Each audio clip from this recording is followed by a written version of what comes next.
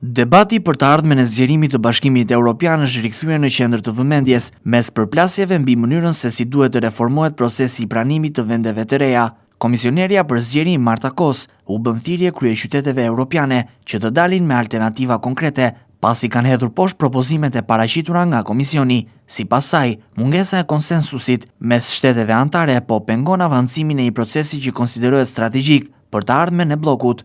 Në tryez janë vendosur 3 skenar kryesor: ruajtja e status quo-s, reformimi i sistemit aktual për të shmangur zvarritjet e gjata për vendet kandidate dhe një model më radikal i ashtu quajturit zgjerim i kundërt, i promovuar nga Ursula von der Leyen. Ky i fundit parashikon që vendet aspirante të përfitojnë nga tregu i përbashkët dhe fondet e Bashkimit Evropian dhe pa përfunduar të gjitha reformat. Megjithatë, pikërisht ky opsion ka hasur një rezistencë të fortë. Sipas burimeve diplomatike, shumica e kryeqyteteve e konsiderojnë atë të pasbatueshëm, si për shkak të kompleksitetit ligjor, ashtu edhe për frikën se vendet e reja mund të krijojnë bllokime politike brenda Unionit. Këto shqetësime lidhen edhe me precedent ekzistues. Qëndrimet e Viktor Orban kanë treguar se si një shtet antar mund të pengojë vendimarrjen unanime, duke shtuar hezitimin për të përshpejtuar pranimin e vendeve të reja pa garanci të forta institucionale. Ndërkohë, çështja e Ukrainës mbetet një provë konkrete për këtë debat, edhe pse ekziston mbështetje e gjerë politike për integrimin e saj.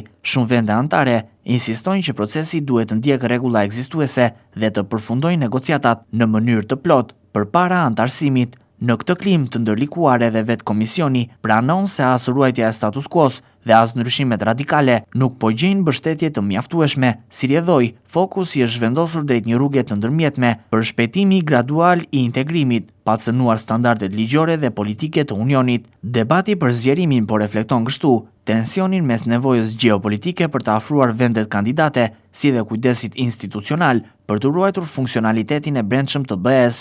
Në mungesë të një kompromisi, procesi rrezikon të mbetet i bllokuar, ndërsa pritshmëritë e vendeve aspirante vazhdojnë të rriten.